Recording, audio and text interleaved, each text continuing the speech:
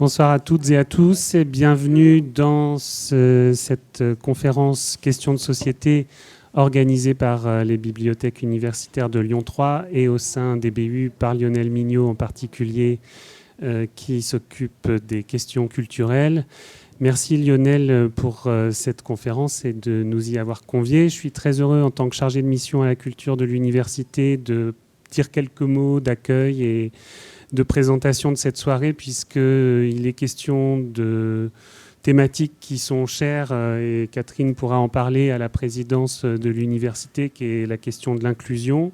Et puis ce projet, il nous tient particulièrement à cœur parce qu'il met en commun les réflexions, les actions d'associations, mais aussi un projet culturel. Et on est très heureux d'avoir cette exposition Regards croisés sur les grilles de la manufacture des tabacs en ce moment. Merci à la photographe qui est là ce soir d'avoir permis cet accrochage.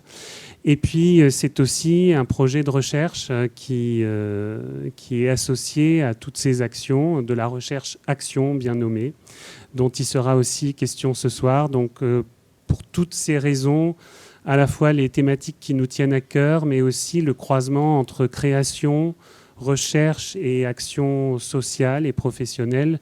Voilà, nous sommes très heureux d'accueillir les intervenants de ce soir et de cette conférence. À qui je passe le micro maintenant?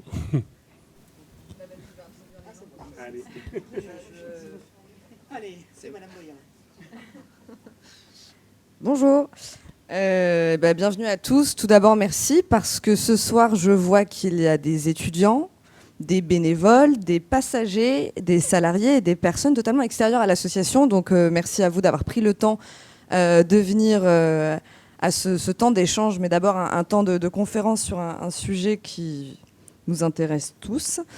Donc, ce soir, pour parler donc de penser la place des personnes accompagnées dans les projets du pourquoi au comment, nous avons donc Véronique Védrenne, qui est donc la photographe de ce projet, qui donc J'ai évidemment fait des petites présentations pour chacune de ces personnes, mais c'est un peu long. Donc, Véronique Védrenne, donc photographe de profession depuis maintenant quelques années, qui a rejoint du coup notre équipe, soyons Madame Loyal, qui a rejoint notre équipe, en tout cas de façon ponctuelle, sur ce beau projet qui est Regards croisés depuis maintenant 3 ans, sur 4 sites. Et l'aventure va continuer, donc je lui laisserai la parole pour vous en dire un petit peu plus. Marion Vézian-Roland, directrice du foyer Notre-Dame des Sans-Abri, qui est directrice du foyer depuis maintenant 2013. Régis Bretonnès, responsable d'innovation du foyer Notre-Dame des Sans-Abri, qui lui vous parlera du projet Cocon et de l'association avec l'association 14. Représenté ce soir par Nancy Ottaviano. Donc vous le verrez, nous avons un projet ensemble, Cocon. Pour corroborer le tout et finalement ce lien qui nous unit tous, donc le projet Merging, représenté par 2 personnes, donc Catherine Mercier-Suissa, maîtresse de conférences en sciences économiques, mais également coordinatrice du projet. Elle n'est pas la seule coordinatrice ce soir, puisque nous avons également Noémie Dominguez. Donc à tous un très bon moment. Nous aurons donc 1 heure de conférence et 1 demi-heure d'échange. Je laisse donc désormais la parole à Marion. Là. Bonjour à toutes et à tous. Ouais, c'est mieux de se mettre debout. Bonjour à toutes et à tous. Voilà. Vu l'assistance qui est là ce soir, je ne sais pas s'il est indispensable que je représente trop longuement le foyer, mais quand même, je vais en dire 2 mots, c'est l'occasion. On est plusieurs ici à travailler ou à être bénévoles ou à être accueillis par le foyer Notre-Dame des Sans-Abri, une association qui a 70 ans, qui est née à Lyon et qui déploie ses activités sur tout le territoire du Rhône, qui accueille, accompagne, héberge et insère des personnes en précarité. En quelques chiffres, c'est 1700 places d'hébergement sur le territoire du Rhône. Bonjour. Voilà, 450 salariés environ, dont 150 en insertion. Je je n'irai pas forcément plus loin sur la description des activités du foyer. En revanche, ce qui nous intéresse ce soir, c'est la question de la participation et de la place de chacun dans le projet de l'association. La place de chacun de chacune des parties prenantes dans le projet de l'association. C'est bien sûr ces parties prenantes, les salariés, les bénévoles, mais aussi les personnes directement concernées par les actions du foyer, qu'elles soient hébergées, qu'elles soient accompagnées dans les ateliers chantiers d'insertion, qu'elles soient à mi-chemin entre ces différentes activités. Tout le monde a sa place dans ces activités, tout le monde a sa place dans le projet. Et évidemment, un des enjeux qui est le nôtre, c'est de bien faire la place à chacun pour que ce soit une manière, pour que chaque activité de l'association soit une manière de reprendre sa place, d'avoir une utilité, d'avoir un impact sur l'ensemble de l'association. On a au foyer plein d'espaces dans lesquels cette participation de chacun est possible. Ces espaces, alors il y en a certains qui sont très cadrés. Dans les centres d'hébergement, on a des conseils des usagers, des conseils de vie sociale qui permettent à l'ensemble des personnes hébergées, par exemple, sur un site, de discuter ensemble de projets qui peuvent être montés sur le site, de projets montés en commun, qui peuvent discuter aussi des modes de fonctionnement du site, des horaires, d'un certain nombre de choses qui peuvent être mises en place. Et ça, ce sont des espaces évidemment réglementés, donc on les met en place et puis chacun peut s'en saisir. Mais on a aussi l'ambition au foyer de faire mieux que ça.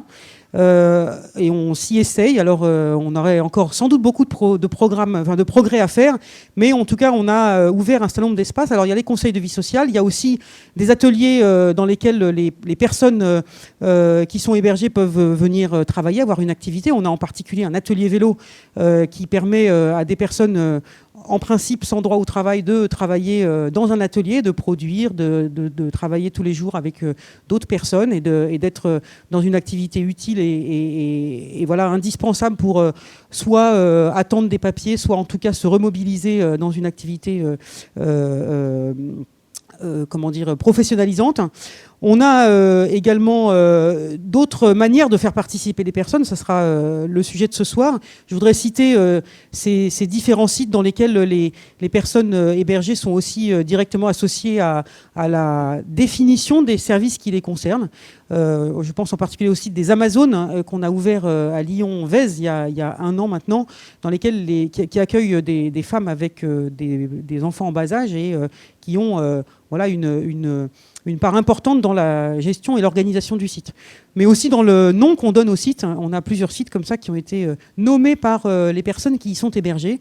Les Amazones en fait partie. L'Éphémère, qui est un autre de nos sites dans le 2e arrondissement, c'est aussi un nom qui a été trouvé par les usagers. Donc il y a plein de manières comme ça de faire de la place à l'initiative des personnes. Et en tout cas, c'est un enjeu fort pour nous parce que on n'a pas vocation à se positionner en sachant ou en accompagnant en surplomb des personnes, mais on a vocation à faire un bout de chemin avec les personnes qu'on accompagne. Et marcher à côté des gens, c'est pas les tirer ou c'est pas être en surplomb, c'est vraiment marcher à côté. Donc on a de la place à faire à toutes ces personnes qu'on accompagne. Peut-être que je vais du coup laisser la parole à celle qui nous a initialement rassemblés ce soir, hein. C'est Véronique Védrenne, qui a une manière bien à elle de faire la place aux personnes qui sont accompagnées dans nos centres d'hébergement et dans nos ateliers d'insertion et qui va nous en parler un peu plus. Véronique, c'est à vous. Merci. Debout. Il faut changer la slide. J'étais happée par... Bonsoir à tous. Alors donc moi je suis Véronique Védrenne, je suis photographe et je suis portraitiste. Je fais beaucoup de portraits et au fil dans mon métier j'ai l'occasion de photographier donc beaucoup de gens différents et il se lie des relations très intimes, très personnelles entre l'appareil photo et le sujet. Et à un moment du chemin de professionnel, j'ai décidé de faire partager ça à d'autres personnes, d'où la création de mon atelier Regard Croisé. Donc l'atelier Regard Croisé, c'est un atelier photo où on reconstitue un studio photo avec un fond, des boîtes à lumière, vraiment des conditions de photo professionnelles, un appareil photo. Et Regard Croisé, il s'agit de binômes où chacun devient photographe et photographié, chacun son tour. Donc ça oblige les gens à se regarder droit dans les yeux, parce que c'est un téléobjectif. Ça veut dire que la personne est cadrée vraiment très très serré, les yeux dans les yeux. Et ça crée un lien très particulier. Ça permet de faire rencontrer des gens qui ne se rencontreraient pas. Ça permet de créer aussi une certaine intimité entre les personnes, une valorisation. Ça donne aussi l'occasion de lâcher prise, parce que quand on est photographié, il faut lâcher prise, sinon on reste un petit peu trop coincé. Et donc cet atelier, je suis allée le présenter à Notre-Dame des Sans-Abris, à l'équipe de com, qui était très enthousiaste tout de suite. Et on a fait 4 ateliers ensemble.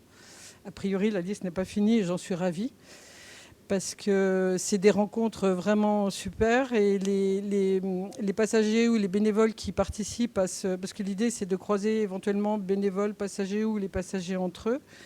Et ce sont des personnes qui se sentent valorisées, qui ressortent avec une image d'eux-mêmes qui n'est pas toujours la plus belle, mais vous avez pu voir sur les grilles, ils ont tous de l'éclat dans les yeux, ils ont tous les yeux qui brillent, et je trouve ça, enfin moi personnellement, c'est ce qui m'habite, c'est vraiment ce que je trouve le plus beau. Et une fois qu'ils ont fait le regard croisé entre eux, je fais toujours une photo de duo, de deux ensemble. Et ensuite, on a fait, grâce à ces ateliers, l'équipe de communication s'en est servie pour faire des projections dans les centres où on avait fait les ateliers.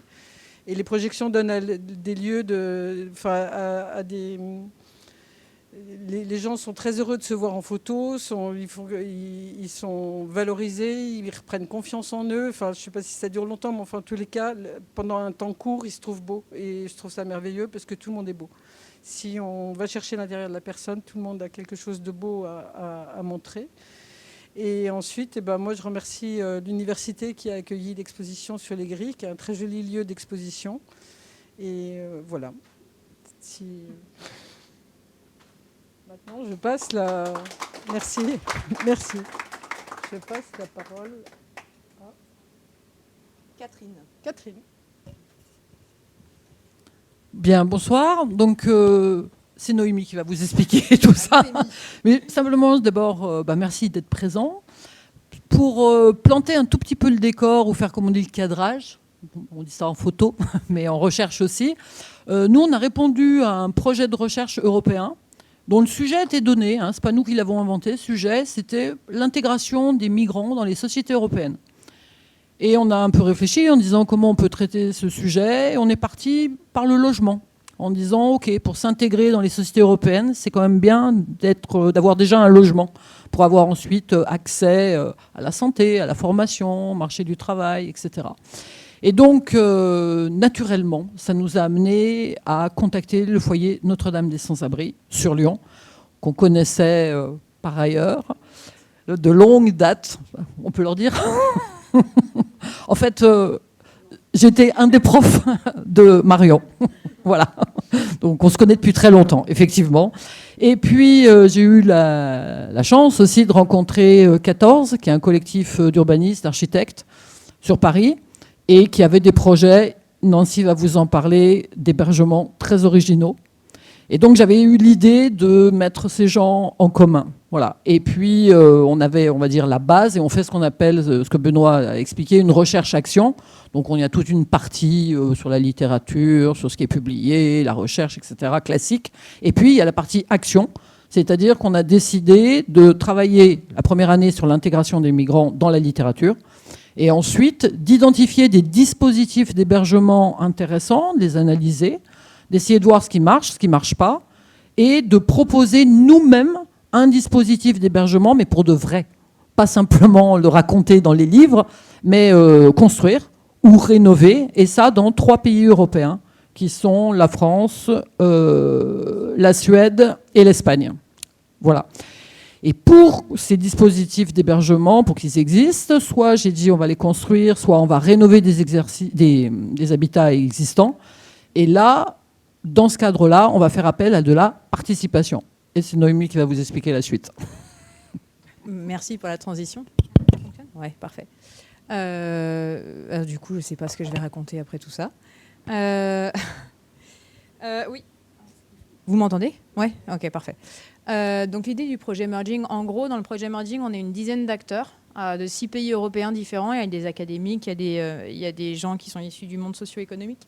Et l'idée, c'est de travailler tous ensemble sur la... Allô, allô. Ah, ok. Je voulais pas cracher dessus, c'est pour ça. Je te le rendrai après.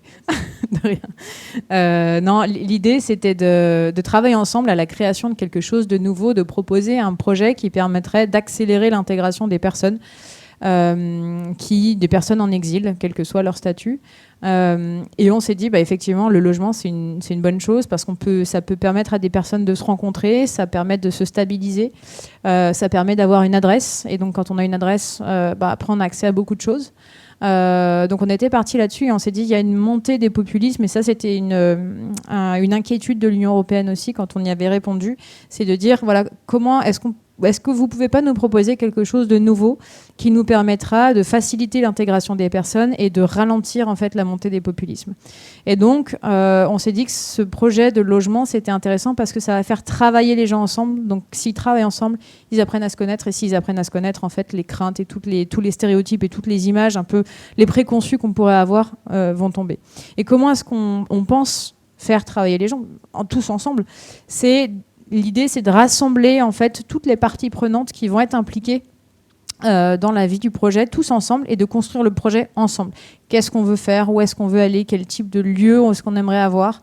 Donc déjà réfléchir le projet ensemble, et ensuite le construire ensemble. Donc quand il va falloir mettre des clous dans les planches, alors ça je vais pas le faire parce que sinon je peux t'assurer que ça tiendra pas.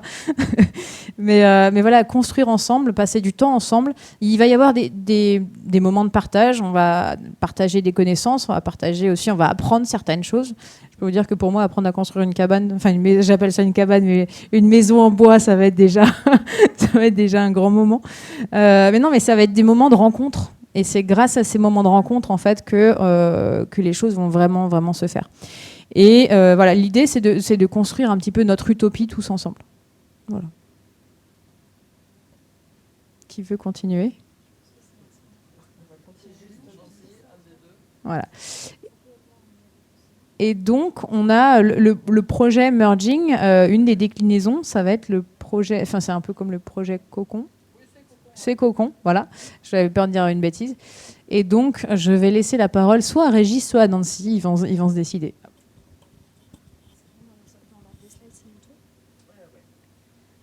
Ok.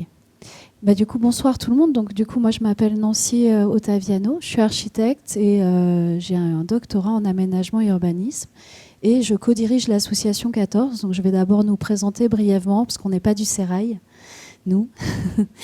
Notre objet statutaire, je veux bien que tu reviennes à celle d'avant, s'il te plaît. Notre objet statutaire en tant qu'association loi 1901, c'est de développer, expérimenter et promouvoir des architectures sociales et solidaires pour des territoires agiles et résilients. Ça, c'est ce qu'on a écrit dans nos statuts, qu'on a révisé il y a à peu près 5 ans.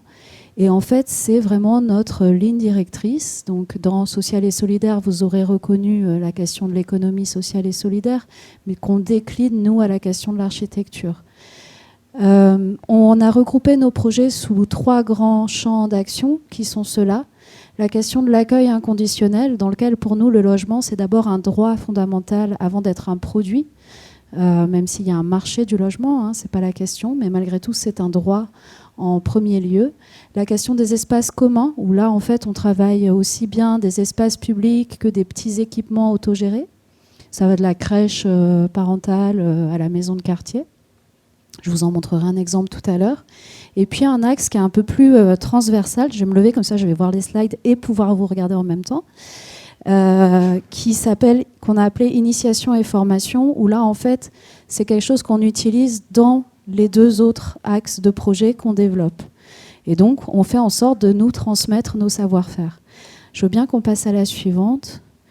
Donc, j'ai essayé de faire une mini-synthèse de pourquoi est-ce que nous, en tant qu'architectes, urbanistes et constructeurs, on a aussi des sociologues, des designers, ça dépend des moments dans les projets, on a aussi des paysagistes selon ce qu'on a à faire. Qu'est-ce qui guide notre action ? Qu'est-ce qui fait qu'on a envie de faire ce qu'on fait ?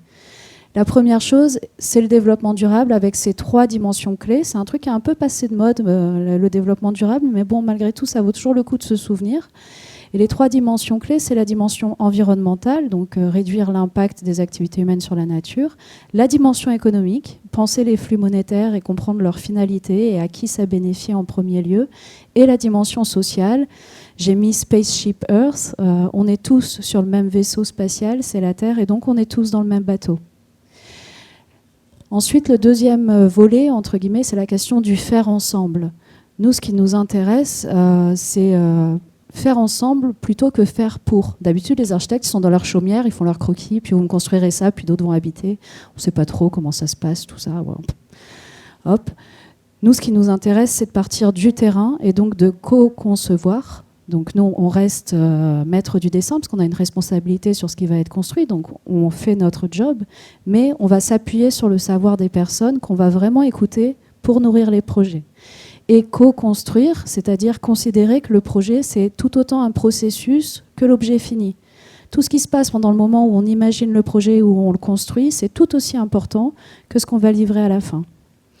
Et ensuite, donc là je vous gêne peut-être, susciter la rencontre par le projet. Donc ça se fait par la co-conception et la co-construction. Donc c'est durant le processus, mais aussi au sein des objets qu'on conçoit, puisqu'on essaye de faire en sorte qu'il y ait toujours des mixités fonctionnelles. Par exemple, la salle commune en bas et le logement au-dessus, ou tel espace dédié à telle fonction, et puis une autre fonction à côté, ce qui vont créer en fait des occasions où différents types de publics vont venir se rencontrer au sein du même lieu. Et du coup, concrètement, si on passe à la suivante, merci beaucoup, ça se traduit par un certain nombre de projets qu'on met en place. IMBY, on a commencé à y réfléchir en 2015, c'était un concours de la Finlande. On a répondu à ça un peu en se disant, mais quand même, on n'arrête pas de nous parler de crise des réfugiés, ça veut dire quoi? Qu'est-ce qu'on peut faire? Comment on peut imaginer autre chose? Et donc, on a créé cette idée qu'on a appelé IMBY, qui veut dire « In my backyard », parce que dans le monde de l'urbanisme, il y a tout un mouvement de personnes qui disent « Not in my backyard », surtout pas dans mon jardin, cachez cela que je ne saurais voir, cette usine de traitement des déchets, ces personnes pauvres, allez, enlevez-les, je veux pas les voir. Et donc nous, on a pris le truc à l'inverse, en disant « Oui, dans mon jardin », pour créer du lien. Et donc, ce qu'on fait dans ce cas-là, c'est qu'on propose des petites tiny houses qu'on installe dans le jardin de famille qui se portent volontaires. Et donc, ça permet d'accueillir une personne réfugiée tout en préservant son autonomie, son intimité. Et en même temps, comme la famille est là, en ayant des temps d'échange avec la personne, la famille, en rencontrant les amis de la famille, en ayant des coups de main sur des sujets spécifiques. Donc là, on en a construit 5 de petites tiny houses qui sont installées chez des particuliers en Île-de-France. Et ça, c'est un principe qu'on aimerait développer un petit peu ailleurs. Je vous montre aussi là dans les images plutôt des temps de processus du chantier pour vous montrer que concrètement, quand on est en train de les construire, on est avec d'autres personnes, dont des étudiants. Souvent, il y a des étudiants architectes qui aiment bien ce qu'on fait, ils sont très curieux, ils ont envie de venir. Mais pas que. Une fois ou deux, on a eu des étudiants d'HEC sur nos chantiers. Donc c'est assez drôle.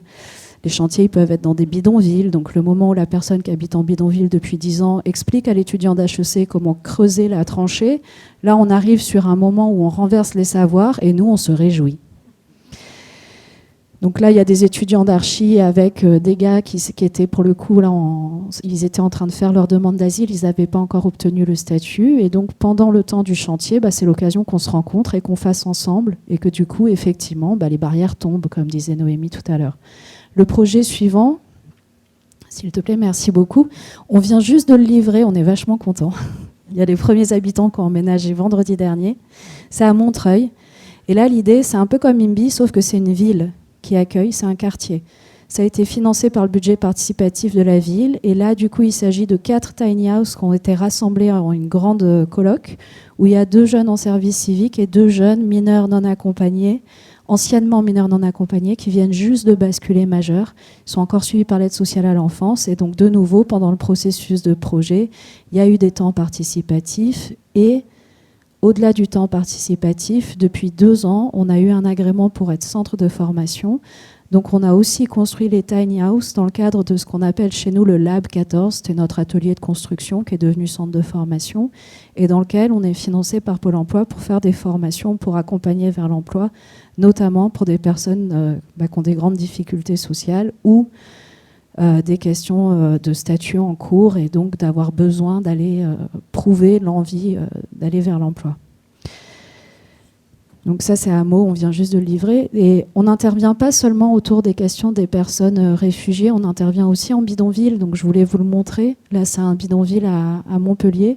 Là, c'est moi, très sérieuse, en train de faire le relevé avec mes deux potes Darius. Et là, la question, c'est, attends, 80, du coup, c'est un 4 ou un 8 en premier? Du coup, on était en train de faire le relevé avec eux sur le terrain. Voilà, moi, je passe des heures, des jours à dessiner les maisons et du coup, à pas faire de photos. Parce que pour le coup, toi, tu construis un cadre de regard. Mais si moi, en tant qu'architecte, j'arrive et je fais la photo de l'intérieur de la maison, c'est hyper violent. Du coup, je fais pas ça, je fais des dessins. Et en faisant des dessins, en faisant des relevés à la main, où je dessine tout, au bout d'un moment, les gens sont là à m'ouvrir les placards, dire non mais regarde, j'ai aussi ça chez moi, tu vois. Et ça me permet de faire à la fois un état du bâti, parce qu'en faisant ça, je regarde les pathologies du bâti et donc les risques liés au mauvais habitat en bidonville. Et à partir de ce travail de diagnostic, on va ensuite entrer dans des temps où on fait du projet, où on définit avec les personnes les besoins pour résorber les bidonvilles.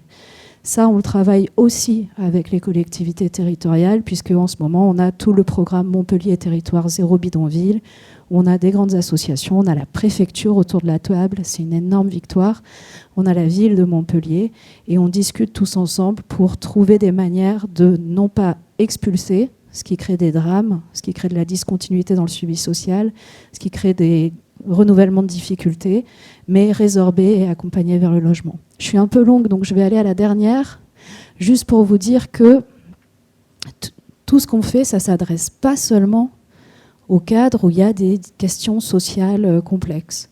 Là, c'est Place des Fêtes, c'est une place parisienne où on a travaillé avec la ville de Paris et les habitants du quartier pour définir l'aménagement de la place à travers une série d'ateliers à l'échelle de l'ensemble de la place, puis ayant identifié le besoin d'une petite maison de quartier, on a refait des ateliers pour se dire c'est quoi cette maison de quartier, et pas seulement du point de vue de son architecture. Là, les gens sont en train de remplir en fait un planning de semaine pour essayer d'imaginer le type d'activité qu'il pourrait y avoir sur la place. Donc on travaille toujours la question du matériel, de l'objet. Je suis architecte, je dessine, j'aime bien faire des beaux dessins, bon, voilà. Normal, c'est mon job, mais il y a aussi tout ce qu'on fait dans les espaces, parce que finalement, nous, ce qui nous intéresse, c'est de faire des lieux pour que ça crée du lien. Oh, c'est joli, je la ressortirai. Donc ça, c'était Place des Fêtes, juste pour dire que voilà, on s'adresse à tout type de public, et pour nous, c'est important, justement, pour avoir la capacité à mettre différents profils, différents horizons autour de la même table. Et je crois que c'est la dernière slide. Non, la dernière slide, c'est Merging. Du coup, Merging, on est hyper contents. Nous, on est créé en 2007, on est plus jeunes, on est en pleine crise d'adolescence, on a 15 ans. Vous êtes bien dans vos bottes. Nous, on a seulement 11 salariés, en plus notre bureau, notre CA. Par contre, chaque année, on a à peu près 80 bénévoles qui nous suivent sur les projets. Et du coup, sur Merging, on est hyper contents parce qu'on a l'opportunité de travailler sur 3 pilotes pour passer de la recherche à l'action, pour aussi, nous, à notre échelle, de nouveau, de notre discipline, se dire qu'il est possible de faire de la recherche en faisant de la conception. C'est ce que les anglophones appellent « research by design ». C'est quelque chose qui peut faire des vagues au sein du monde de la recherche, en tout cas en architecture. Je ne sais pas trop pour votre discipline. Nous, ça crée beaucoup de débats. On peut s'entretuer autour de ces questions-là dans certaines écoles d'architecture. En tout cas, dans Merging, on a l'opportunité de travailler sur 3 terrains qui sont hyper différents. Donc, là, je vous ai mis une image de Göteborg qui résume un petit peu le type de pilote vers lequel on s'oriente. Göteborg, c'est une ville portuaire. Il y a un bruit étrange, non? Ça va? C'est une ville portuaire, la question de l'eau est omniprésente, donc on est sur l'habitat flottant.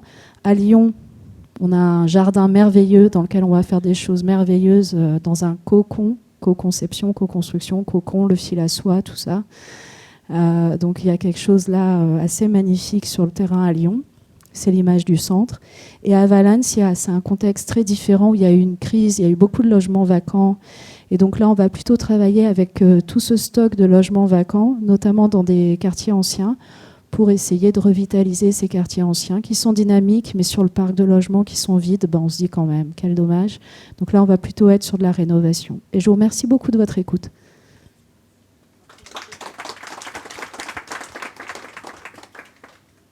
Ça va bien? Oui, c'est bon.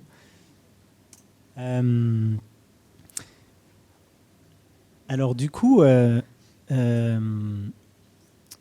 oui, je m'appelle Régis, peu importe. En fait, alors, ce que je trouverais intéressant, c'est peut-être de vous dire... combien de temps on a là? Combien de temps il reste? Jusqu'à demain. Du coup, il faut qu'on rentre dans le vif du sujet. Et puis, on va essayer de le faire au travers d'un projet qui s'appelle donc Cocon. Hop, c'est mieux. C'est mieux. Donc, on va essayer de rentrer dans le vif du sujet à partir du projet Cocon. Donc, on a... en fait, Cocon, c'est le fruit de toutes ces rencontres et de toutes ces réflexions. Hein. Ça fait plus de 2 ans qu'on incube ce projet-là, qu'on y réfléchit à tout ce petit monde-là, plus d'autres personnes. Et puis, à un moment donné, il y a eu une idée tout à l'heure, je crois que c'est, je ne sais plus qui de vous deux parlait d'utopie. C'est toi, Noémie. Du coup, en fait, l'utopie, en fait, à un moment donné, elle se réalise. Et c'est ça qui est très intéressant. Donc, Cocon, c'est le fruit de la rencontre de toutes les personnes, de toutes les réflexions qu'on a eues, et puis le challenge de matérialiser, d'incarner les principes dont parlait Nancy il y a 5 minutes, de co-conception et de co-construction. Donc, pour que ce projet puisse se faire, il a fallu se voir beaucoup, co-construire déjà ensemble, tous ici. Il a fallu donc le financement de merging et le faire atterrir dans un des 3 lieux, à savoir Lyon, le projet et comment on allait le faire. Et puis, il y a un certain nombre de choses qui se passent. Donc, on a eu l'opportunité d'un propriétaire privé, d'un promoteur privé qui nous a proposé un terrain. Donc, on a été voir ce terrain. Il était idéal pour y accueillir le projet. Dans le volet action du projet de recherche-action, il y avait du financement, une partie de financement. On a été sollicité des financeurs privés et donc notamment le projet pouvait déjà financer 2 tiny house. Et puis est venu se rajouter un financement complémentaire de l'entreprise des possibles qui nous a permis d'envisager d'aller un petit peu plus loin, donc d'envisager la co-conception et la co-construction de 2 tiny house supplémentaires. Et puis, le hasard des choses fait qu'on a entendu parler de nous. Donc, il y a une autre association qui nous a dit nous, on a une tiny, il faut qu'on la fasse déménager, puis on aimerait bien vous la mettre à disposition. Voilà. Et puis, avec 14, le hasard des choses fait que y a une tiny qui devait déménager du fait d'un déménagement des propriétaires. Donc, voilà. Puis, on arrive à 6. Et puis là, pour tout vous dire, même le projet est un petit peu en train de grandir puisque... comme il est pétri de valeurs dont on va parler dans 2 minutes, du coup ça convainc, c'est porteur, et puis le projet est un petit peu en train de grandir. Mais on va se focaliser sur ce qui se passe sur le terrain de Vaux-en-Velin qu'on nous prête pour une durée de 3 ans et dans lequel on va accueillir déjà ces 6 tiny house, ces 6 petites maisons. Et il se trouve que sur le terrain, il y a aussi une maison qui comporte 2 étages et qui, moyennant le financement de l'entreprise des possibles, nous a permis de la réhabiliter. On a été chercher de l'aide, des bénévoles nous ont aidés à rénover une partie de la maison. Et puis on y accueille déjà depuis décembre dernier une première famille. Et dans le calendrier, juste voilà, pour que vous situiez un petit peu, d'ici... septembre-octobre de cette année arriveront les tiny house. Il y a tout le travail technique de permis de construire précaire, etc. Tout le travail juridique qui va nous permettre d'accueillir des personnes. Bon, ok, ça c'est plutôt classique, c'est ce qu'on fait habituellement. La question de la participation, pour en venir au vif du sujet, alors il faut savoir que dans notre métier d'hébergement, il y a tout un cadre légal qui nous oblige de toute façon à prévoir la participation des personnes qu'on héberge.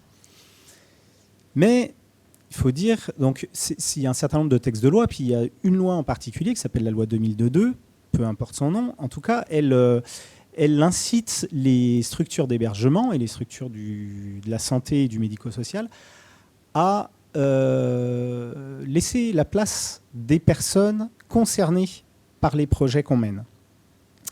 Et donc, depuis 2002, donc, ce cadre légal a prévu toute une série de choses, donc des axes, des outils, des instances, etc. Donc, heureusement qu'il y a ça, parce que ça nous oblige, nous, en tant que structure, de respecter ces principes-là et de nous interroger pour les garantir, pour garantir le respect des personnes, respect de la dignité, de l'intimité des personnes, la confidentialité, de favoriser l'autonomie, l'information des personnes de tout ce qui les concerne. Ainsi que des instances, des temps et des espaces d'expression, d'information mais aussi d'expression, de façon à ce qu'elles puissent, que les personnes qu'on héberge puissent avoir un regard sur ce qu'on fait, sur ce qu'on construit, sur ce qui les concerne. Bien. Tout ça, heureusement que c'est là, pour autant, ça s'est beaucoup institutionnalisé, ce qui fait que il y a un biais dans tout ça, même si c'est bien que ça existe, il y a un biais, c'est que ça rigidifie un petit peu les choses. Ça a couvert toute la problématique, mais de façon très rigide, en disant il faut faire ça, il y a tels outils, et puis c'est les mêmes outils pour tout le monde, et puis les outils, comme ça fait un petit moment qu'ils existent, et ben, ils se sont fixés un peu dans le marbre, et puis la tendance des associations que nous sommes, et ben, c'est de reproduire ce qu'on sait déjà faire, et puis de passer à côté de l'exercice, c'est-à-dire en fait, ça nous conduit presque à faire respecter ce cadre légal, parce qu'il est obligatoire, ça nous oblige en fait à le faire parce qu'on nous exige de le faire, et ça comporte un biais, c'est que ça nous fait passer à côté de l'essentiel, qui est que l'ensemble de ce système, il faut qu'il soit co-construit avec les personnes que ça concerne.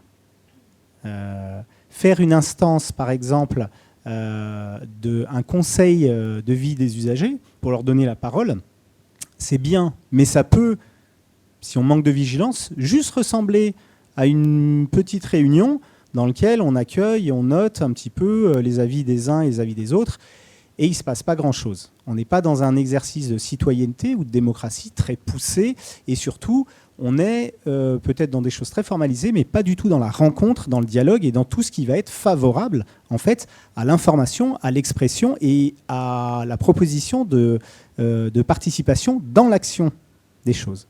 Donc ce qu'on a souhaité au travers de Cocon, et en rencontrant 14 et en entendant parler des projets qu'ils mènent, en dialoguant aussi avec nos amis de l'Université Lyon 3, après en observant aussi le travail de Véronique, on s'aperçoit qu'il y a la théorie et puis ensuite il y a la pratique.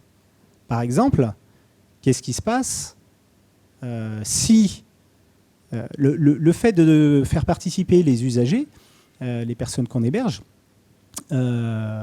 c'est dans le but de les rendre acteurs ou de les maintenir dans une position d'acteur. Et du coup, si elles ne veulent pas participer, on leur laisse le choix de ne pas participer. Et du coup, elles ne participent pas. Donc, en étant acteurs, elles ne participent pas. Donc, à un moment donné, dans la réalité des choses, quand on mène nos activités, ça vient questionner toutes nos pratiques en disant comment on va faire pour faire participer les gens dans un degré de sincérité et de rencontre dont je vous parlais, où il va falloir respecter des choix, même si ils vont nous pousser dans nos retranchements par rapport justement aux obligations légales, par rapport à le droit de ne pas participer, par rapport au fait qu'on peut participer mais s'en tenir à un discours assez lissé parce qu'il y a des représentations, je ne sais pas si j'ai le droit de dire des choses et tout. Donc, dans le concret, voilà, on est au défi aujourd'hui de faire, de créer des conditions qui vont favoriser un dialogue assez sincère. Et puis, dans ce que propose 14, à savoir des ateliers dans le cadre du projet qu'on entend mener dans le cadre du projet Cocon, des ateliers réunissant les futures personnes hébergées ou, si on ne les connaît pas encore, des personnes représentatives, des personnes qu'on va héberger, en y intégrant toutes les parties prenantes, comme disait Noémie, qui réfléchissent et qui construisent, qui mettent en œuvre le projet, mais aussi, comme on s'installe dans un quartier, comme disait Nancy, eh bien, les riverains, les associations implantées dans le quartier et toutes les personnes qui vont pouvoir être impliquées dans le projet. Donc des ateliers de réflexion sur comment on va mener les choses, ou comment les ajuster, comment les améliorer. Des ateliers qui vont pouvoir concerner par exemple l'aménagement du site, des ateliers de préparation des chantiers de construction par la suite, ensuite des chantiers de construction qui vont pouvoir être participatifs, donc inviter tout ce beau monde à venir sur des journées, et des journées consécutives, sur une dizaine de jours, sur 15 jours, pour construire ensemble, concrètement, dans la matière, ces petites maisons. Journées qui vont nous permettre de nous rencontrer vraiment et d'ouvrir un dialogue sur comment vous verriez les choses, et puis comment envisager la suite, puisque ensuite il va falloir vivre ensemble. Et pour vivre ensemble, eh ben, on le sait tous ici, quand on vit les uns à côté des autres, eh ben, il y a des choses qui sont faciles, il y a des choses qui sont moins faciles. Donc il va falloir commencer à construire le vivre ensemble, construire une sorte de règlement de vie sur le site. Donc nous, on sait faire, on le fait parfois en amont, et puis on le plaque sur un dispositif d'hébergement ou sur un autre, et puis ça se ressemble un petit peu. Ou alors on peut dire, on se met tous autour de la table, et puis les personnes qui vont devoir vivre sur le site, elles ont droit de citer, et c'est elles que ça va concerner. Donc on peut, le mieux, c'est de leur donner la parole. Voilà.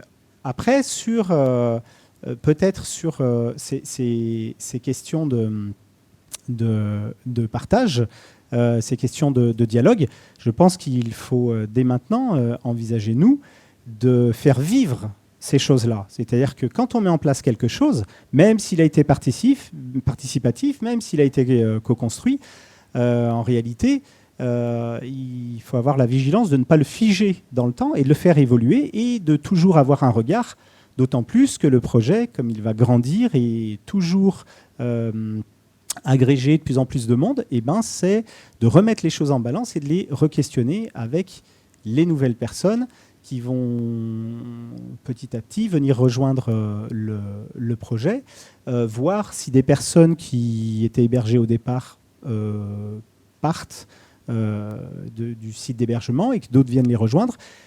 C'est de les inclure au fur et à mesure, même si elles sont venues en cours de route. Donc c'est toute cette vigilance qu'il faut avoir, de façon à ne pas envisager cette question de la participation de chacun comme quelque chose à faire une seule fois et de la faire rentrer dans des cases, sinon on va passer à côté de l'exercice. J'ai été un petit peu long. Qui veut rebondir ? Peut-être. Mais en fait, tu as tout à fait raison sur le fait de dire qu'il faut changer aussi notre façon de faire, de façon très générale, de dire qu'en fait, on a l'habitude de proposer quelque chose et les gens embarquent ou pas. Et là, l'idée, c'est au lieu de se dire qu'on fait pour, on va faire avec, et on va avancer ensemble. Et on part avec une idée de projet, et en fait, le projet, il évoluera comme il évoluera. On ne sait pas du tout comment il va évoluer, mais on va travailler tous ensemble pour faire en sorte que les choses évoluent, que nos pratiques à nous évoluent, que les gens aussi, en fait, changent ou améliorent certaines pratiques et s'intègrent beaucoup plus facilement. Et l'idée d'intégrer tout le monde, toutes les parties prenantes dans les discussions, c'est qu'en fait, si vous prenez l'exemple de n'importe quelle ouverture de centre d'hébergement, ça crée toujours une espèce de levée de bouclier des résidents en se disant ils vont, je sais pas, oui, les riverains, on part toujours avec pas mal d'idées préconçues.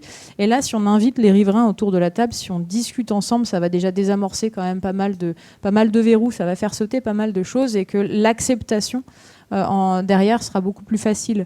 Et sur le plan des activités, un élément qui était intéressant, qui est un travail qui a été fait par 14, c'est de montrer qu'en gros, l'acceptation, elle sera aussi beaucoup plus facile si on arrive à développer sur le site des activités qui manquent dans le quartier. C'est-à-dire qu'en fait, on va créer de la complémentarité par rapport à des éléments qui existent dans le quartier. On ne vient pas en concurrence, on ne vient pas proposer quelque chose qui existe déjà, mais on vient proposer quelque chose qui vient répondre aussi à un besoin des riverains et ça va créer du lien. Voilà, c'était juste pour... Est-ce que quelqu'un a des questions ? Généralement, le plus difficile, c'est de commencer avec la première et puis après, ça part. Ouais. Bon, non, il y en a plein.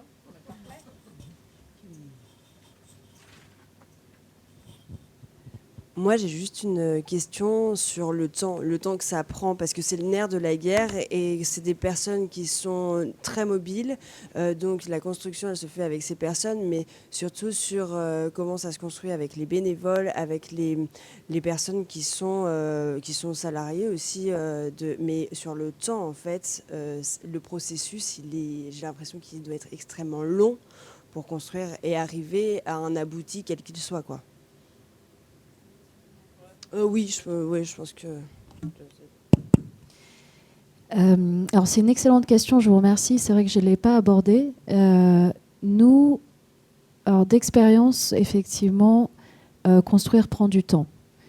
Là, depuis tout à l'heure, on vous parle de tiny house. Les tiny house, qu'est-ce que c'est ? Ce sont des petites maisons de dimension modeste qui sont montées sur remorque. Et comme elles sont montées sur remorque, elles sont déplaçables. Donc en fait, ce qu'on fait pour maîtriser le temps du chantier, c'est qu'on a notre équipe de constructeurs professionnels qui préfabriquent des choses en atelier et ensuite les temps participatifs, on les fait en général avec des cohortes sur une semaine. Donc on a une cohorte de bénévoles, donc on regarde selon les activités à faire, on va calibrer, on va dire bon ben là pour cette action c'est 10 personnes en même temps maximum, pour cette action c'est 5 et du coup on leur propose de s'inscrire pour une semaine consécutive. En dessous de ça, c'est ni intéressant pour eux ni pour nous, parce que ça demande de l'encadrement, le temps de comprendre le geste, de faire 2 ou 3 bêtises, que le formateur repasse derrière. Et donc, du coup, c'est pour ça nous, on calibre nos calendriers de chantier avec l'idée que le participatif n'est pas le moteur de réalisation du projet, c'est un élément en plus qui va apporter de la valeur ajoutée au projet. Du coup, le temps de construction, ça va vraiment dépendre de la modalité constructive. Donc si on choisit, par exemple, là je peux vous parler peut-être un petit peu technique, mais si on dit qu'on fait un mur ossature bois, on a des techniques très, très claires pour savoir comment calibrer les choses. Et ensuite, ça va être quand on lève les morceaux ensemble qu'on va faire du participatif. Du coup, je ne peux pas vous répondre dans l'absolu, parce que entre la rénovation d'un projet que je ne vous ai pas montré, la maison Bessouli, et une tiny house, on n'est pas sur les mêmes temporalités, donc ça dépend de ce qu'on a à faire. Maintenant, aujourd'hui, les choses sont assez bien maîtrisées. Une tiny house, si on laisse le temps du participatif, on est sur entre 2 et 3 mois avec tout fini. Voilà. Mais ça dépend de la taille de la maison, ça dépend de à quel moment on ouvre à des bénévoles, ça dépend de tout un tas de facteurs. Ça dépend aussi si on choisit de faire du réemploi de matériaux ou pas. Le réemploi de matériaux, c'est hyper intéressant du point de vue de l'empreinte carbone, c'est-à-dire qu'on va utiliser des choses issues de déconstruction pour les réutiliser sans transformation. C'est l'inverse du recyclage dans ce sens-là, hein. C'est qu'on transpose sans énergie grise ajoutée. Ça, par exemple, du point de vue financier, en fait, ça ne fait pas faire d'économie parce qu'il faut beaucoup de temps humain pour travailler la matière. Du coup, ça va plutôt avoir tendance à rallonger un petit peu le process. Et en même temps, ça réduit l'impact carbone. Donc, ça dépend de tous ces choix qui vont en fait permettre de paramétrer, qu'on doit paramétrer pour maîtriser le temps. Ensuite, là, vu qu'on est en train de faire le permis de construire et que on veut que ça ouvre en septembre, du coup, on aligne la chaîne de prod et puis zou, quoi. Enfin, tu vois. Bah ouais, Zou. Non, mais à un moment, là maintenant, je te dis, on en a fait 5 pour IMBI, 4 pour Hameau, une pour 2 en forme de bureau. C'est bon, le truc, il est rodé là. Après. On a une contrainte, c'est le projet européen. On a un financement pour 3 ans. Donc la première année, c'est toute la partie recherche classique, comme font les chercheurs, revue de la littérature, analyse des cas, analyse, etc. Et puis, il nous reste 2 ans. Donc là, il y a un super challenge qui est de dire c'est une recherche-action avec une action qui va être millimétrée dans le temps. Chronométrée, pour ainsi dire, et millimétrée. Donc il y a un énorme travail, on peut le dire, en amont quand même, de préparation. Voilà. Bah, du coup, oui. J'ai déjà le micro. Ma question, elle est un peu liée au final. C'était comment vous allez cibler les personnes qui vont participer au projet? Parce qu'un peu en lien avec la question du temps que Ninon disait, est-ce que les gens qui vont participer à cette co-construction, au final, ça va être les habitants? Et voilà, enfin, d'une manière générale, comment vous ciblez ces personnes?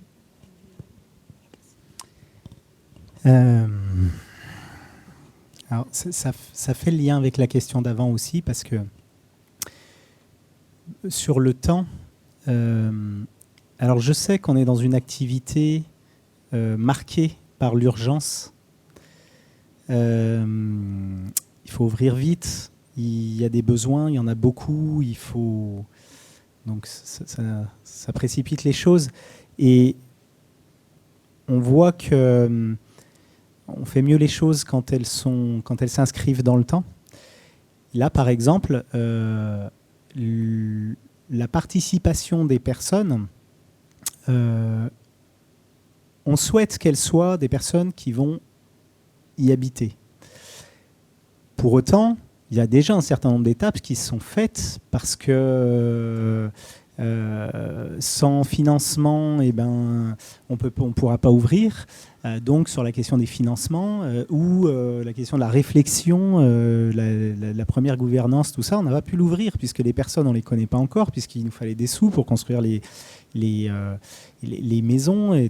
Donc on ne peut pas faire participer sur tout, hélas. En tout cas, pas a priori, pas en amont, mais on peut reconstruire de la participation. On a par exemple on a mené une étude auprès des anciens, enfin pas que des anciens d'ailleurs, des personnes qui occupaient les tiny house du projet IMBI dont a parlé Nancy, donc sur les projets qui mènent en région parisienne, et on a été leur demander comment, enfin il y avait déjà d'ailleurs un travail qui avait été fait, on a été interrogé comment ils vivaient les choses sur tous les plans, matériels, concrets, au quotidien, comment ils vivent dans la tiny, est-ce que c'est bien, est-ce qu'en termes d'isolation, est-ce qu'en termes de confort, etc. Mais après, dans la relation aux propriétaires du terrain qui accueillent la tiny house, est-ce que du coup les relations se passent bien? Qu'est-ce qu'ils attendent les uns les autres? Voilà. Donc en fait, la participation de toutes les personnes, enfin des personnes hébergées, mais pas que, dans ce continuum temps, en fait, on peut déconstruire et ne pas focaliser uniquement sur les personnes qui vont concrètement y habiter. Pour autant, c'est quand même un objectif. Donc il va falloir en effet qu'on a identifié les personnes et que le plus tôt possible, une fois que les personnes sont identifiées individuellement, et ben, qu'on puisse rentrer en dialogue et puis le plus en amont possible les inclure. Et là, c'est beaucoup une question que le public va en partie être déterminé par qui finance. Puisque chaque financeur, qu'il soit public ou privé, il va avoir une sensibilité des priorités sur le public qui est pour lequel il finance en fait, pour lequel il se mobilise. Donc là, on a un certain nombre de catégories de publics qu'on a envisagées, là où sont les priorités actuelles des financeurs publics et privés. Voilà. Et notamment avec là aussi une inscription, enfin notre inscription dans le dans le projet de recherche-action Merging fait de toute façon, on va s'adresser à des personnes exilées. Ça sera le dénominateur commun. Après, on peut tout à fait adapter, c'est Nancy qui pourrait l'expliquer, mais on peut tout à fait adapter le bâti, donc la configuration de la tiny house en fonction de qui va y habiter. Personnes isolées, couple, famille monoparentale, c'est tout à fait adaptable. Je rebondis moi aussi du coup à votre question. Je pense que ce que Régis a expliqué tout à l'heure, c'est qu'il y a 2 moments possibles de participation. Il y a le moment du processus où on imagine le projet, on le construit, et il y a le moment où ça y est, c'est fini, c'est en fonctionnement, et donc là il y a d'autres formes de participation. Au moment de la construction, nous, ce qui nous intéresse, c'est d'articuler des invitations directes nominatives à des personnes que vous serez plus en capacité que nous d'identifier parce qu'ils auront envie, par exemple, de venir construire en bois ou parce qu'ils sont déjà dans votre atelier d'ébénisterie et ils sont super à l'aise et du coup, ils ont envie de passer à une autre échelle. Et puis, on fera aussi des appels ouverts, appels à bénévoles ouverts. Il y a un réseau de constructeurs, autoconstructeurs en France qui a une appétence énorme pour ces moments-là. Il y a des étudiants à l'école d'architecture de Lyon, on a des contacts, donc ça c'est voilà. Et en fait, ce qui va être intéressant de nouveau, c'est de mettre différents profils autour de la table, parce que effectivement, dans les projets à caractère social, on est souvent un petit peu dépendant des cases qu'on coche au moment des appels à projets, des recherches de sous, des enjeux de gouvernance, et c'est normal, et ça fait partie aussi de la définition du projet. Mais du coup, pour arriver à ne pas être juste dans ces silos-là, faut trouver les bonnes manières. Et du coup, l'appel ouvert, c'est aussi une manière, justement, de rassembler les différentes personnes. Du coup, après, du point de vue de la sélection, nous, ce qu'on fait, c'est qu'on essaye, par exemple, d'équilibrer la question de genre, qui est à peu près autant de femmes que d'hommes. Pour nous, c'est super important. D'avoir aussi, autant que faire se peut, une variété sur les âges, parce que les anciens, ils ont plus de bagou, ils connaissent plus de trucs, et d'avoir que des étudiants un peu foufou, qui ont super envie, des fois c'est compliqué en fait. Du coup c'est cool d'avoir des gens plus posés quoi, pour aller avec. Donc voilà, nous c'est après un peu là-dessus qu'on essaye de constituer les groupes. Et puis il y a la question des disponibilités des uns et des autres quoi.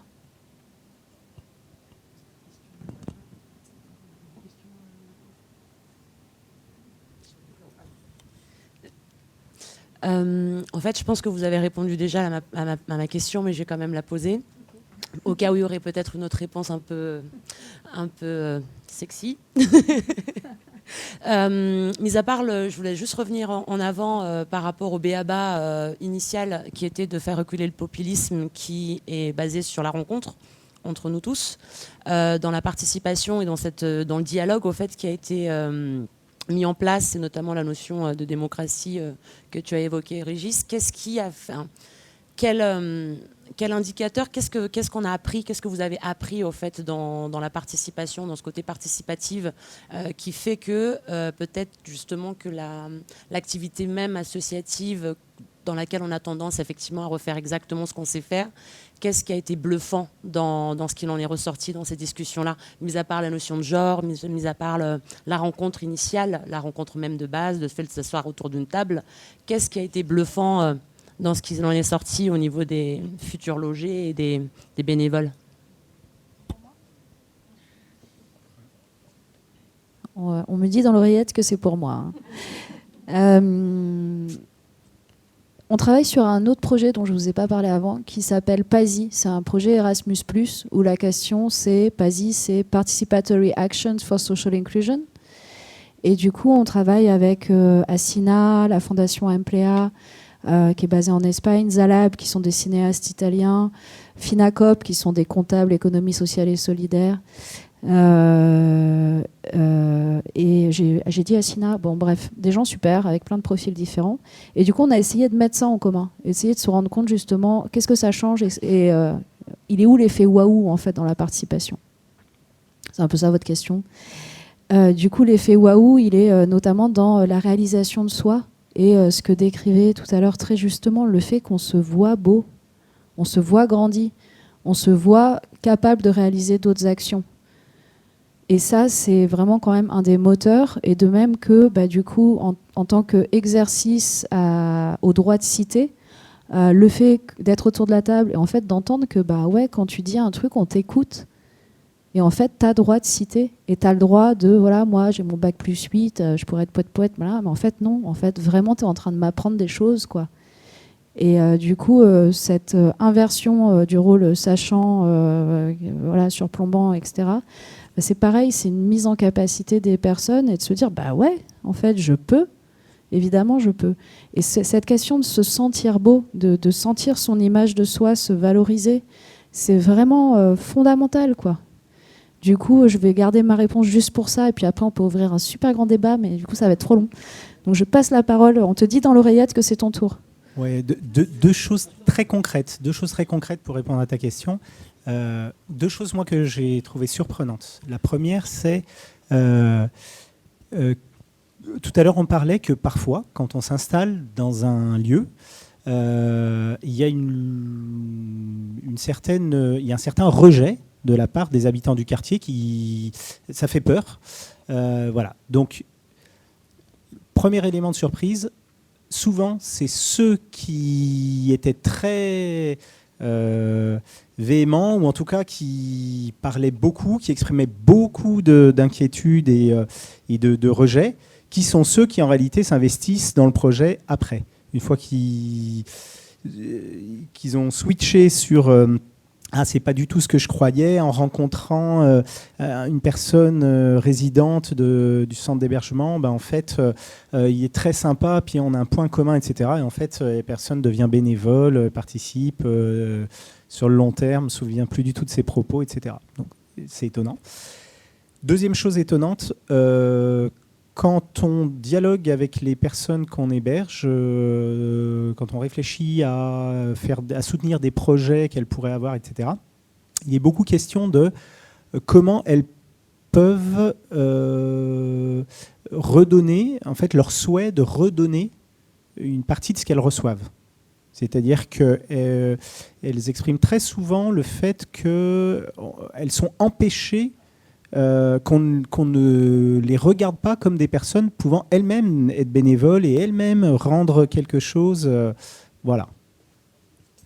Peut-être pour ajouter un petit complément à ta question, dans le cadre de la fameuse étude là, un petit peu qualitative, on a fait des études de cas avant de commencer la construction des Tiny, qui n'ont pas encore commencé, mais on voulait voir ce qui avait déjà été fait, s'inspirer des bonnes idées et de dire ok, si on essayait de prendre les bonnes idées, qu'est-ce qui fonctionne moins bien. Et avec 14, on avait fait une étude sur les 5 toits à Paris, et dans le récit des travailleurs sociaux et même de certains bénéficiaires, c'était très très beau, parce qu'en fait ils disaient voilà, moi j'ai participé à la création du site, à la rénovation. En fait, les gens parlaient pas la langue, donc du coup ils ont essayé tous ensemble d'inventer des façons de communiquer, donc avec des pictogrammes. Ils ont fait du théâtre, et c'était drôle parce que dans le récit, alors nous on n'y était pas, mais par exemple les constructeurs disaient nous ça nous a vraiment on a questionné nos pratiques, et les gens finalement, les bénéficiaires et les professionnels ont vraiment collaboré ensemble, et chacun a fait l'effort d'essayer de comprendre l'autre, de transmettre quelque chose, et il y a eu une modification générale qui était assez incroyable. Et d'après ce qu'on a vu, finalement les bénéficiaires se sont dit mais moi j'avais une idée préconçue de la construction, c'est pas du tout ça. Et en fait, j'adore. Donc, d'un côté, ils ont développé des connaissances. Et de l'autre côté, en fait, tout le monde a questionné un petit peu tout ça. Et c'était vraiment très chouette. Ils avaient mis des pictogrammes, ils ont fait du théâtre, ils avaient fait une chorale. Enfin, ils ont fait énormément de choses pour apprendre le vocabulaire qui leur permettait de travailler ensemble malgré la barrière de la langue. Et c'était finalement très, très chouette.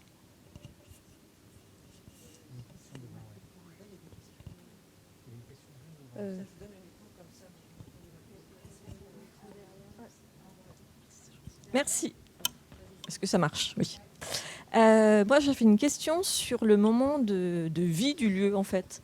On a parlé de la phase antérieure, du moment de construction, et de ce que vous dites. Je comprends aussi que ce moment de construction, il produit des effets qui sont durables. Si effectivement les personnes, pour tous les participants, mais notamment pour les personnes qui vont vivre sur le lieu.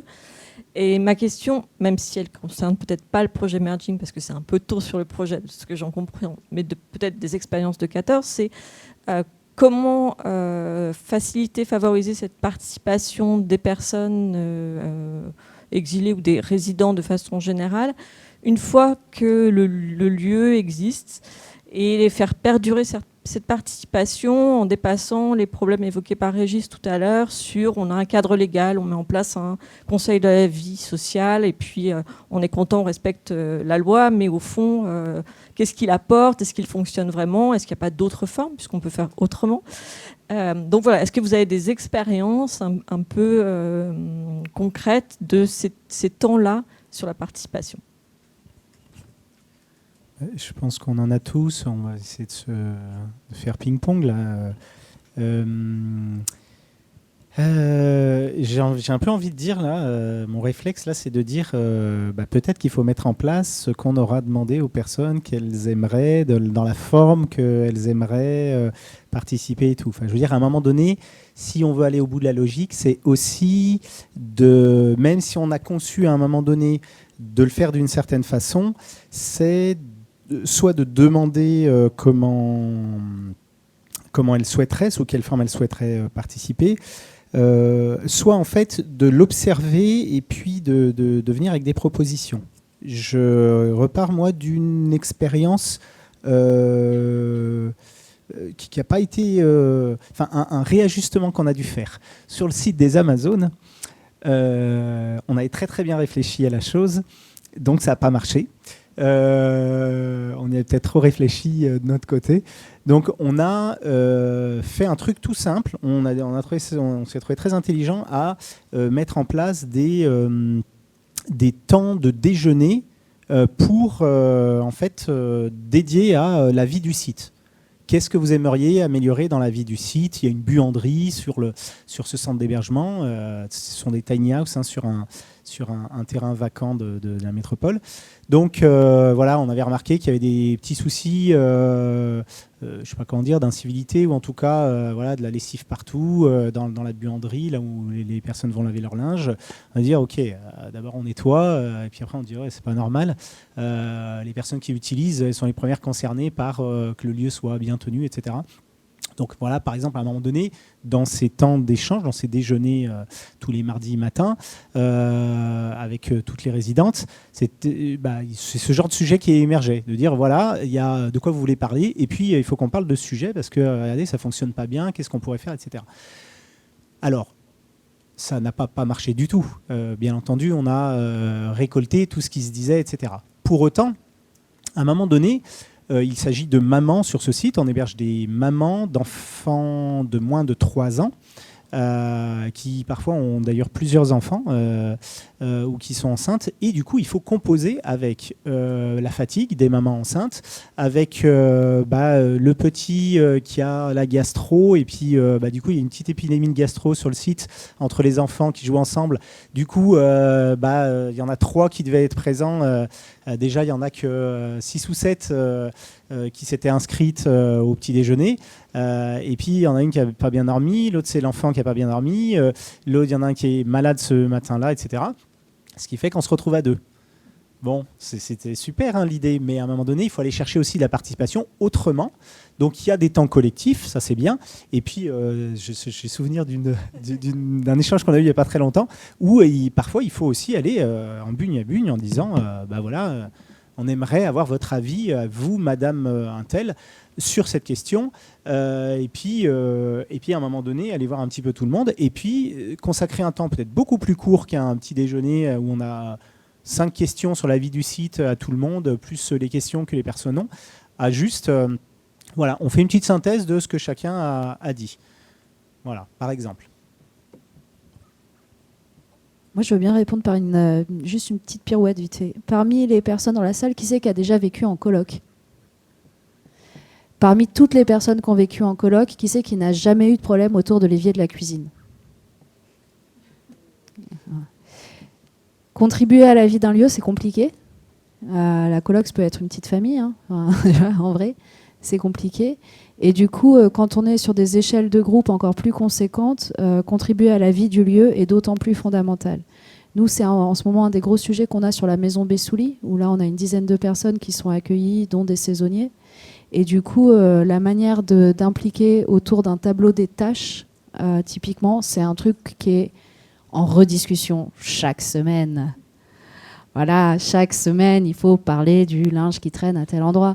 Et en fait, ça fait partie de la vie du lieu. En fait, ça fait partie de la participation autour du lieu.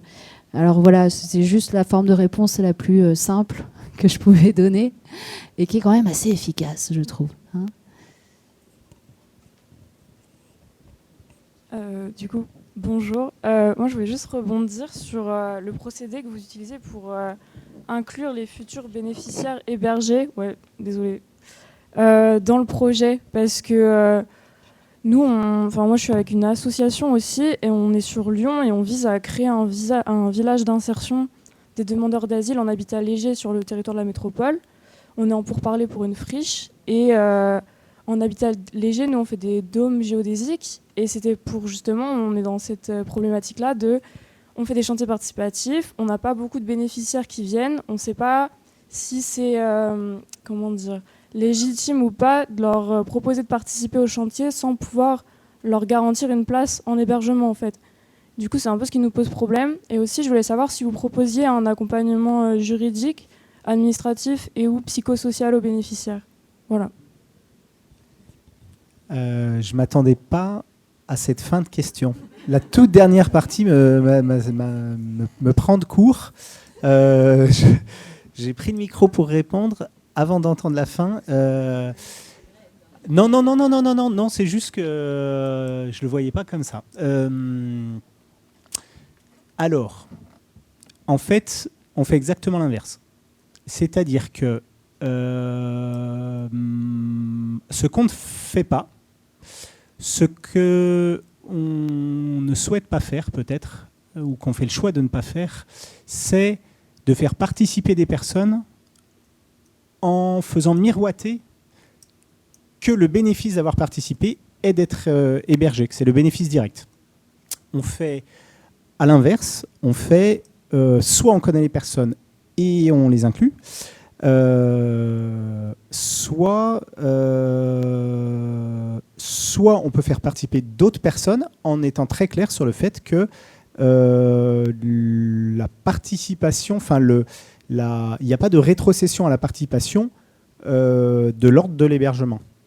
Parce que, en fait, déjà, le système a un fonctionnement qui est qu'il y a une orientation des personnes par les services, par les autorités publiques dont c'est la compétence, ce qui fait que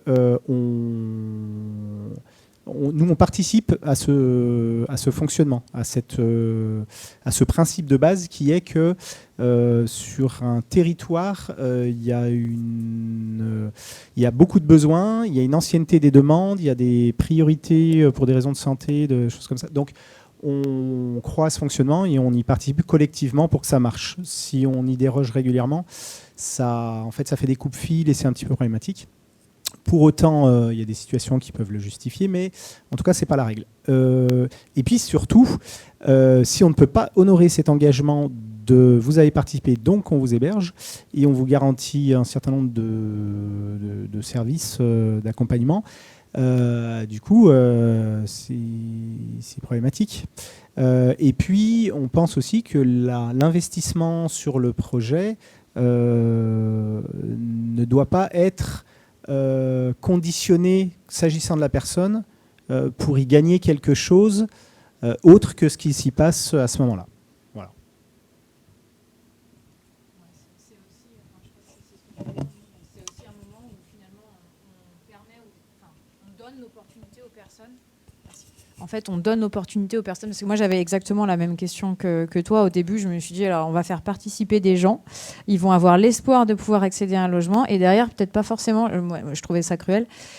Et en fait, il faut aussi se dire que c'est aussi l'opportunité pour certaines personnes de sortir de leur quotidien, de participer à un projet, de voir le projet naître, de se faire un réseau, de discuter avec des gens, d'échanger avec des gens, et en fait de se sentir utile.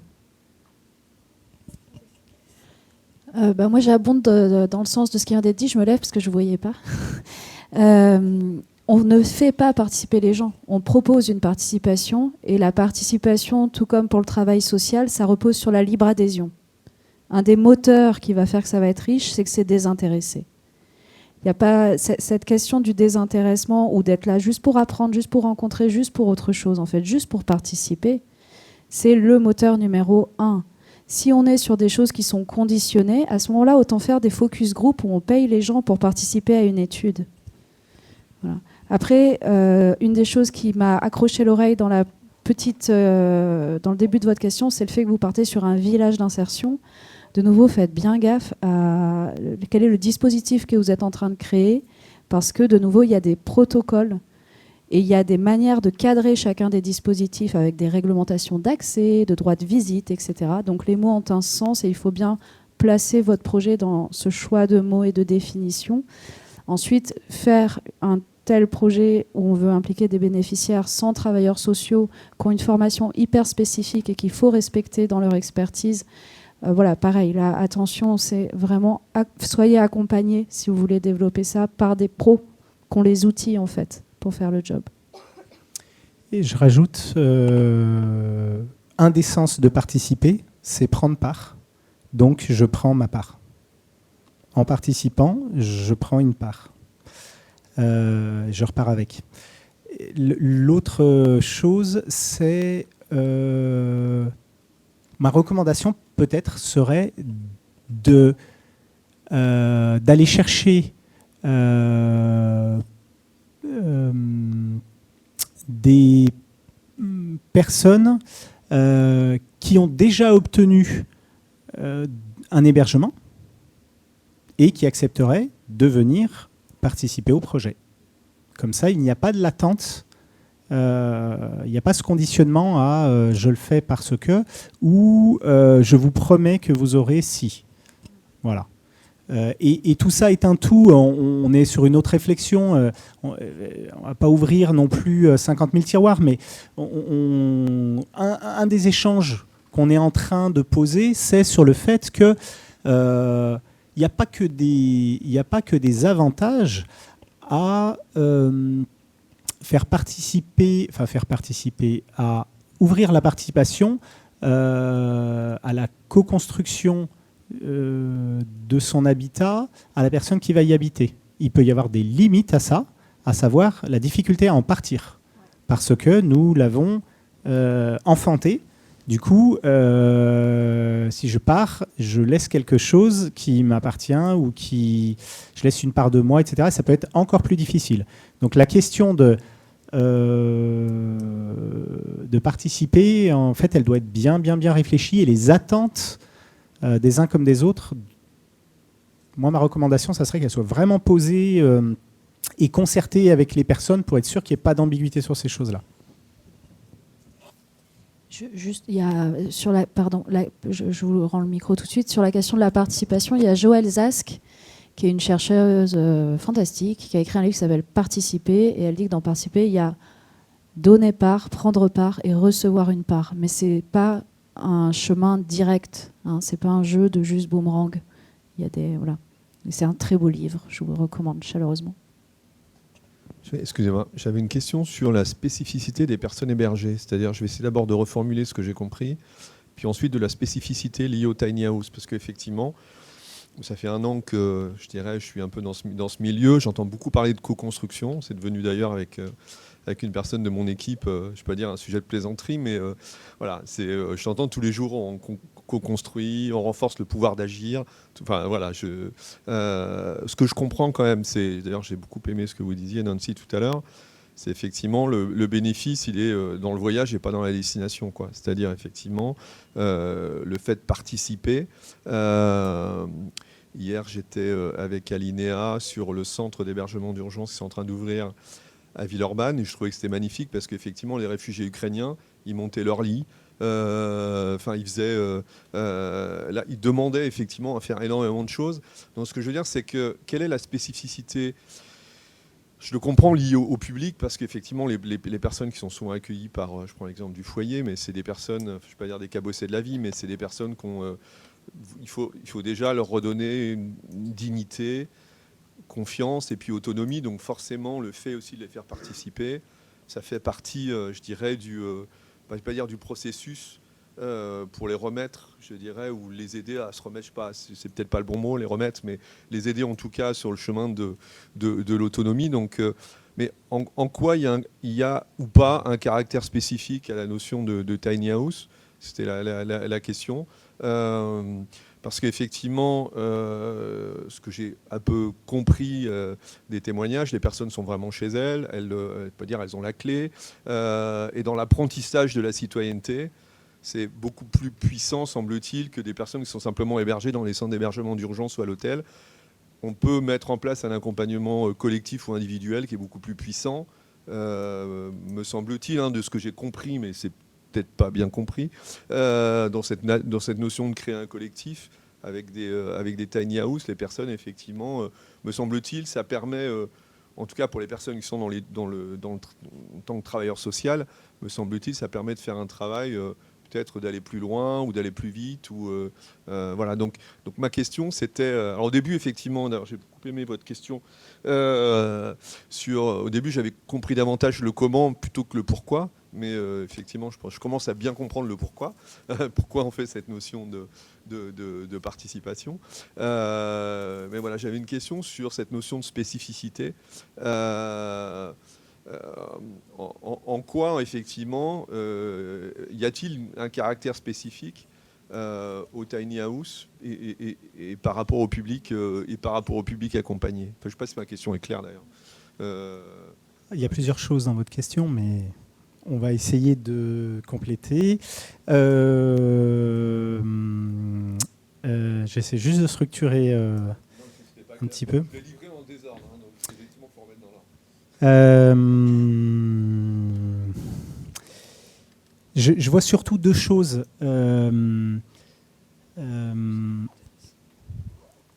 Sur le pourquoi.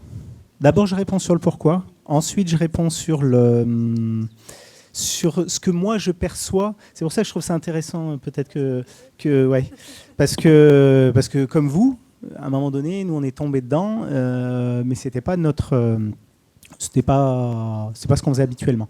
Donc, ce que je peux vous partager, des petites choses que j'ai découvertes. Donc, sur le pourquoi,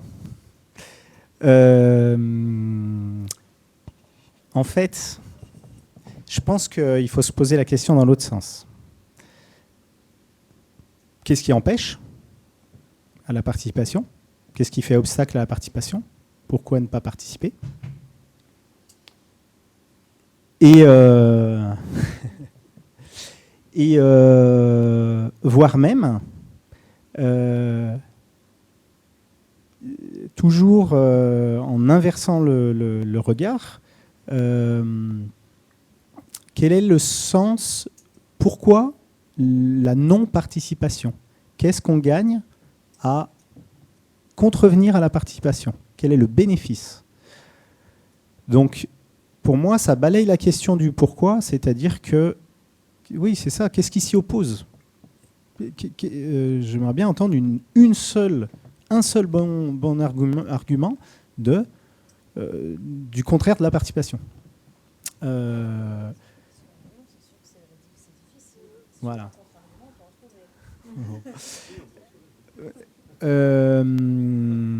Des limites. Je connais des limites, des points de vigilance. Mais une raison fondamentale, convaincante à choisir de ne pas faire participer, il n'y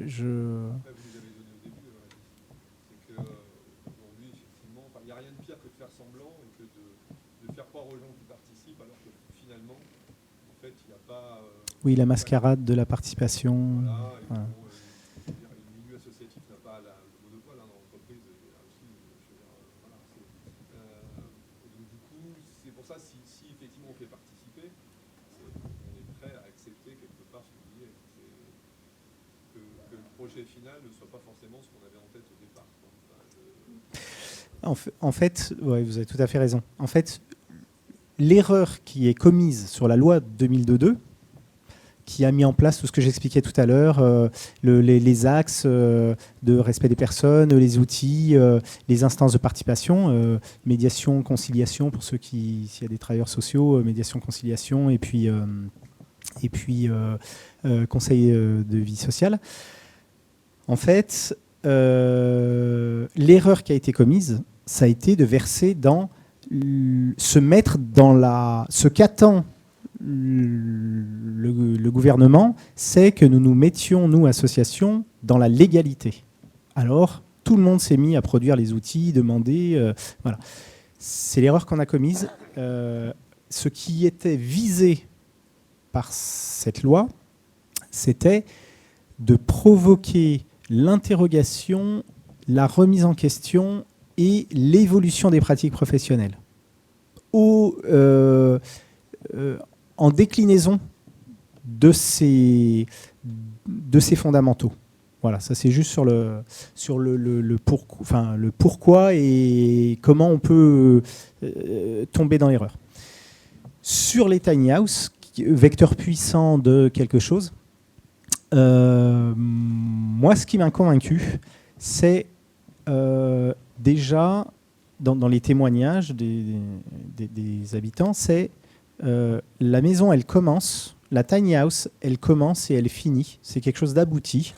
Il y a un espace avec celle d'à côté, etc. Nous, ce dont on a l'habitude, ce sont des gros centres d'hébergement, enfin plus ou moins gros, mais en tout cas pas mal de monde dans les centres d'hébergement.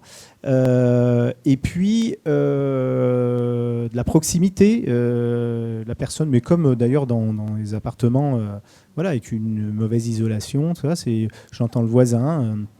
Là, il y a mon espace de vie. Il commence et il finit dans un périmètre que je maîtrise, dont je peux faire le tour, et il n'est pas physiquement, c'est pas celui du voisin. C'est un objet abouti, c'est une entité séparée. Ensuite, bon, dans les choses que il y a une dimension individuelle et puis de début et de fin, voire même il y a une dimension sur ce côté-là de physique. Début et fin physique. Il y a même une dimension, beaucoup des personnes qui se retrouvent hébergées en centre d'hébergement sont des personnes qui ont perdu la propriété privée. C'est-à-dire qu'à un moment donné, alors soit elles l'ont perdue, soit elles en sont privées. Elles n'y ont pas accès, elles en sont privées. Elles ne sont pas autorisées, elles n'ont pas ce droit fondamental de la propriété privée. Les tiny house reproduisent cet aspect-là. Même si c'est temporaire, même si c'est un nombre de mètres carrés limité, même si ça reproduit en fait cette possibilité dans le bâti. Et ensuite, je dirais, je ne sais pas si on serait d'accord ou en tout cas si on aurait la même approche des choses, mais après le bâti, c'est que du bâti quand même. C'est-à-dire c'est vecteur d'un certain nombre de symboliques, même de choses concrètes. Pour autant, il y a l'accompagnement il y a la façon de gérer ce bâti-là, et puis il y a l'accompagnement social, santé, emploi qu'il va y avoir. Et est-ce qu'on a vu sur le collectif il peut y avoir un avantage sur la dimension individuelle? Donc sur la dimension collective, du coup, est-ce qu'on a vu dans l'étude des avantages à du coup dans le vivre ensemble, je sais pas après. Alors le cas des 5 toits, c'était un cas très collectif. C'était vraiment très différent. Hein. Voilà. Moi, je vais essayer de répondre sur la spécificité habitant tiny house. Il n'y en a pas. Ici, c'était une manufacture des tabacs, c'est devenu une université. Dans les tiny house, moi, je connais des bobos, hipsters, hippies, néo-hippies, néo-urbains ruraux qui vivent avec leurs 2 chats, leurs 2 filles, maman solitaire. Et des personnes exilées qui vivent seules. Il y a toutes les configurations. Par contre, tel qu'aujourd'hui, il y a une politique très forte de développement de cette typologie sur la métropole de Lyon. Et en fait, merci beaucoup pour votre présence. Ce qui fait la spécificité des publics dans ces cas-là, c'est le cadre politique qui est donnée autour de la production de ces objets. Et donc, à ce moment-là, on peut commencer à s'interroger sur ce qui va permettre de créer du commun, ce qui va permettre de créer autre chose que de l'entre-soi, ce qui va dépasser le cercle fermé du périmètre, même sur les espaces communs. Donc, il n'y a pas de spécificité de la tiny house en elle-même du point de vue de la typologie d'habitants, parce que de nouveau, sur les groupes d'éco-constructeurs en France, il y a vraiment tous les profils, hein, du cadre qui vient de faire un burn-out chez Nestlé, qui décide d'habiter en tiny house, à la personne en difficulté. Par contre, là où ça commence à, je pense, être nécessaire d'être interrogé, c'est quand ça vient la solution alpha et oméga comme solution temporaire. Après, par rapport à ce que dit Régis, je trouve que la force de la tiny house comme typologie de petits logements, mais on reprend des vieux thèmes, hein. La question de l'habitat minimum, ça existe depuis Jean Prouvé pour nous, donc architecte, donc depuis les années 50. Voilà, on reprend des vieux thèmes. Merci. Et du coup, j'ai perdu mon fil. Oui, ce qui est le plus important, c'est d'avoir le sens du chez-soi. Moi, je n'utiliserai pas le mot de propriété, mais plutôt d'avoir la possibilité d'avoir un moment de faire chez soi, de se sentir chez soi. Et ça va ensuite permettre des formes de personnalisation, des formes d'avoir son périmètre. Et je termine, car on me fait signe dans l'oreillette qu'il est temps de terminer, et je pense que c'est toi qui conclus. Sinon, on va se faire virer, mais... On va pas se faire expulser de la BU quand même. Tout est possible. Tout est possible. Jusqu'à 22h, imaginez. On peut durer encore un peu si vous voulez. Donc, on est censé conclure. Moi, je voudrais d'abord remercier nos intervenants et intervenantes, intervenantes et intervenants. Ça me suggère, en tout cas, s'agissant du foyer, j'ai entendu les mots utopie, j'ai entendu ah bah tiens, on commence un projet, on a une idée de projet, mais on ne sait pas du tout ce que ça va donner. Le truc totalement improbable. Moi, comme directrice du foyer, si je vais voir mon conseil d'administration et je leur dis, alors, on a une idée, mais on ne sait pas ce que ça va donner. Si je vais voir les financeurs et que je leur dis, on a une idée, mais on ne sait pas ce que ça va donner, c'est compliqué. Et pourtant, c'est à ça qu'on est invité, c'est à se déplacer. Et en fait, ça nous parle à chacun, hein. Ça nous parle à nous comme institution, mais ça nous parle à nous comme individus, là où on est dans nos places. Alors voilà, qu'on soit directeur ou travailleur social, ou quelle que soit notre fonction dans la structure, c'est de se dire qu'est-ce que je fais comme place à ce que l'autre va me dire et à ce que ça va me bousculer et qu'est-ce que j'en fais, quoi. En tout cas, moi, je retiens ça et je reçois ça de notre soirée. Et en particulier, en tout cas pour le foyer, on fait la place dans un projet comme Cocon, c'est un truc pour le moment un peu à part, en se disant là on va faire un truc expérimental, une recherche-action, et on est très content. Et en même temps, je formule le vœu que ça puisse infuser, essaimer, voilà, et transformer nos manières de faire à tous, enfin voilà, et partout. Parce que c'est à ça je pense que c'est comme ça aussi qu'on transforme la société, et c'est quand même un peu notre ambition aussi. Voilà. En tout cas, merci beaucoup à toutes et à tous de votre participation et bonne soirée.